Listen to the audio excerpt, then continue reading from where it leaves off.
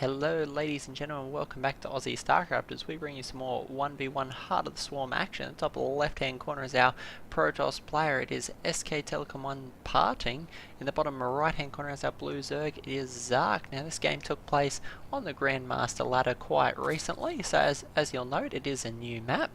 This is a Deadalus Point, new map in the opening season of 2014, so it'll be interesting to see how these players adapt their strategies to fit the map, and we'll take a bit of a trawl around the map and look at some of the interesting features. For example, wow, we have the world's largest motorbike going up my street right now. Sorry about that, guys. As we come down out of the main base, we have a natural expansion here. What makes it interesting in Deadalus Point as opposed to other maps is the size of this ramp. This ramp is absolutely massive. Normally you see a ramp this size in a two-player game, but in this time Deadalus Point's going to have a natural that's going to be exceptionally hard to defend. Then you have a relatively close third base that you can almost camp things like siege tanks over to protect. And so it's definitely going to present some interesting dynamics. Not so much for Zark, as Zerg tend not to wall off, but certainly for Parting, who's going to want to wall this natural off, is quite a hard to secure natural. Things like force fields and buildings going to be very difficult to make your way across. Your 3 or 4 large buildings to try and block off the entirety of that ramp. So we'll see just how a player of Parting's caliber deals with that. Perhaps learn a few tricks for the map from him. I do love the tile set for Deadalus Point. It's quite cool. For some reason we have like these little shifting holograms here. It looks like it's actually Kerrigan in there, so, and different other sort of Zerg things like a Zergling DNA strand. So that was a very cool little addition, and seeing to swap back and forward between different things. There's an interesting wall off from Parting. Is using his cyber core and his gateway. Just I believe that's not a solid wall in. It should be able to slip a unit through there. We'll see in just a minute. The Overlord moving out from Zark is first two. Just going to be taking different scouting patterns. You always want to do this. Try and get a good idea of ensure there's no sort of proxies on the way. So Zark will be moving those across on different angles just to try and spot any sneak things. Indeed, a unit can fit through there. So very nice. Actually looks like Parting's not going to be deterred. He's going to throw this expansion straight down the Overlord's going to see that straight away. So be surprised if we don't see a few Zerglings from Zark to try and put some pressure on here. Though there is actually a Mothership Core, so it looks like Parting's going to try and rely on the Mothership Core to defend this expansion. And if it does take quite some time for Zerglings to wear down the Nexus, so we'll see if Parting's able to hold this off, or if Zark's going to successfully be able to mount some sort of offensive. Zark has a few Zerglings here, but just even this probe's going to probe and Mothership Core are going to be in a fairly confident position to try and drive this back.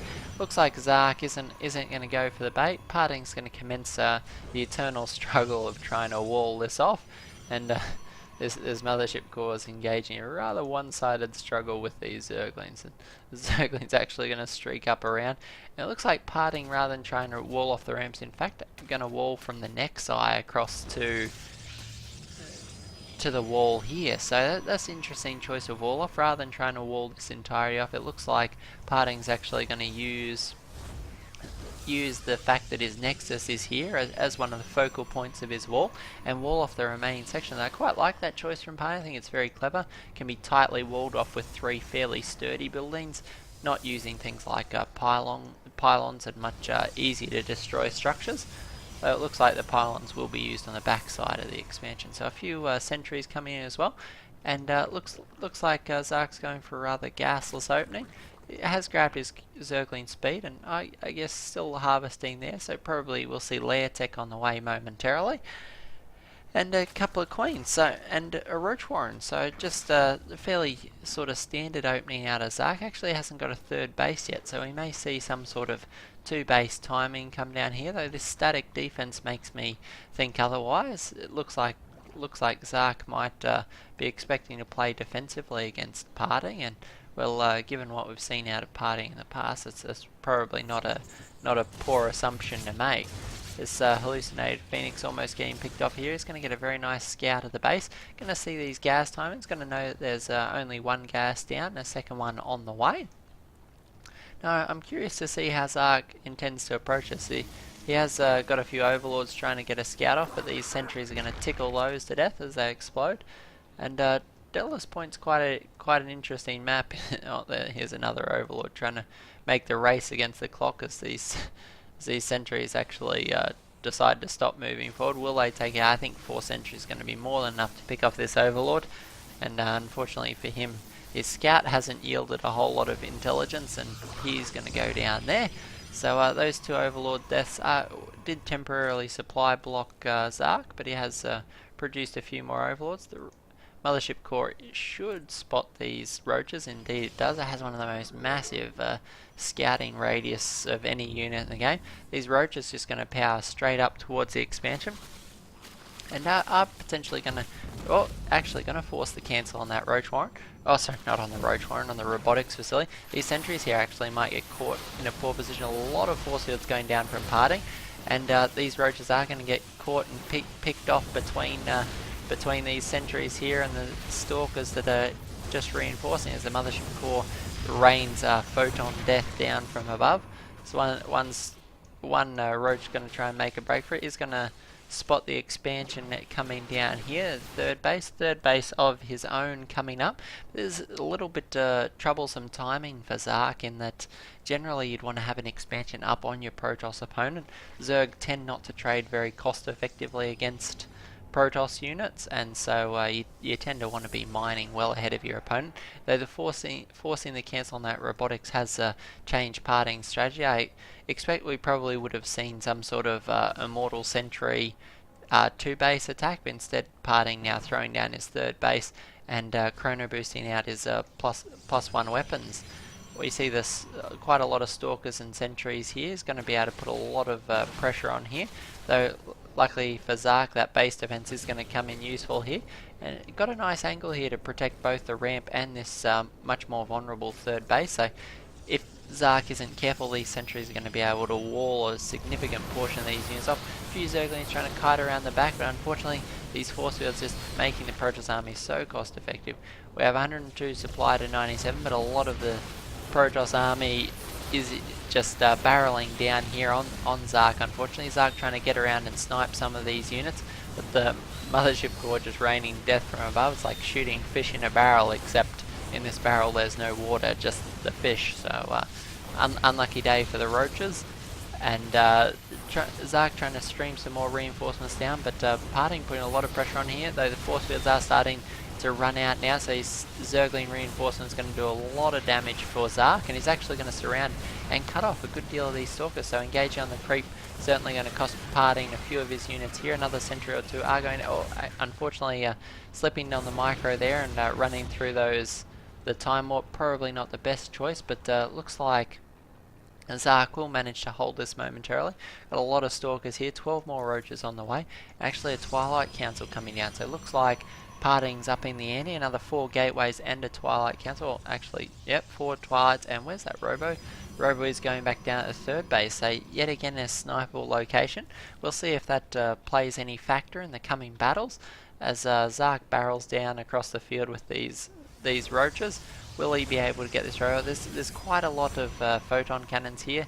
No energy for photon overcharge though, so potentially another robotics could go down. Certainly Zark doesn't want to be seeing Immortals anytime soon. But unfortunately these roaches, not a lot in the way of upgrades. They're going to have to pull back and wait for things like their +1 armor. I don't believe is research yet. We had +1 range weapon, +1 arm would certainly be helpful.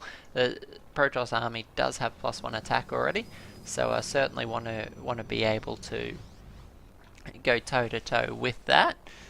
Blink now on the way as well. Obviously, parting looking to make his blink stalkers that little bit more cost effective. Speed Roach is going to be able to keep pace with these stalkers at least until, nice time warp is going to force the engagement here. These stalkers going to pick off 3 roaches for free. A 4th one almost going down there, making it back to the safety of this creep spread, which is quite impressive at the midway point of the map. This is the middle of Deadalus Point, so creep spread at 13-minute mark, not too shabby at all. We do have a warp prism coming down now, so there's going to be reinforcements here or a potential warp in at the back of the base, but there's a massive concave for a Zark, just trying to get parting to take a bite out of this force. If he engages in the middle, there will be quite a quick surround here. Have a few Hydralisks on the way. Zark not wanting to bite just yet. The Hydra is obviously going to be the DPS of this. We do have 10 more Roaches and 6 Hydras, so there's going to be quite a supply advantage for Zark here as he takes a great big bite as Protoss Death Ball. Can he kill this Warp Prism? If he kill the Warp Prism, it would certainly stymie the advance here. There's Stalkers being warped in right on top of these Zerg units. Warp Prism hasn't gone down yet. It's 24 health. The Hydras do pick it off with the Queens, and this Zerg unit are going to be able to push up. The Stalkers trying to blink back, but Roach is just so quick on the creep, and we have the Mr. Labbot to actually get in on the action, watching the Stalkers and seeing his robotic brethren on the move. Unfortunately, his Stalkers are going to get forced back yet again. We actually have 24 Zerglings up here, so these Protoss units could potentially get stuck here. I don't know if they can blink across this chasm. I think it might be just within reach from the most narrow point, but 24 Zerglings are certainly going to help Zark clean up not only this pylon but these Stalkers here if he's not careful. If these Stalkers go down, that will be a significant portion of Pardeen's units. Will he be able to get out here? It looks like Zark a little bit preoccupied trying to clean up these pylons, but there is just pylons everywhere. 2 more here, and actually a 4th base going up for Zark, so nice timing there.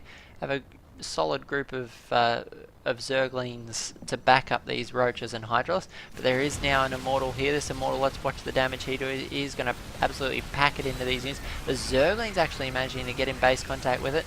Stalkers unfortunately microing backward, did leave it a little bit exposed there. These Blink Stalkers being very cost effective. Almost a dead even match here, and I think it's Blink that's doing it for Pardeen. He's had some engagements where he's been completely surrounded, and they went Zark's way early on, but things like that nice Blink micro there did keep him alive. There was a terrifying force of Zerg barreling down on his position. Another 12 Zerglings, 12 Hydralisks on the way, plus 2 weapons also on the way now for Zark. So ideally Zark would want to hold off until that's complete. He is an upgrade disadvantage, but looks like Pardeen is not going to give him that choice here. The Observer is here to back this up. Nice time warp going down, but looks like Zark's going to just take a bite straight out of the Mothership core, and it does go down. A few Zerglings streaming on the side here. These Stalkers being so cost effective, starting to really burn through the Zerg force, and Zark does tap out of the game. So great example from Pardeen that just how cost effective your Blink Stalkers can be. We saw in the first few engagements without the Blink that Zark was able to get the surround on the Blink Stalkers, take them out. We see some of these Stalkers from Pardeen have just been through numerous engagements now. Some of these Stalkers 6 kills, 3 kills, 2 kills, no kills on some of these ones. Still red health, but still in the fight firing, and that's what's crucial. Every shot from a red health Stalker does just as much damage as one of these full health Stalkers. So nice micro from Pardeen, helping him to carry the day over Zark, and a great game from both our players. So hope you guys enjoyed it. We've got plenty more StarCraft coming up over the next couple of days. Sorry it has been a few days since I've uploaded a video.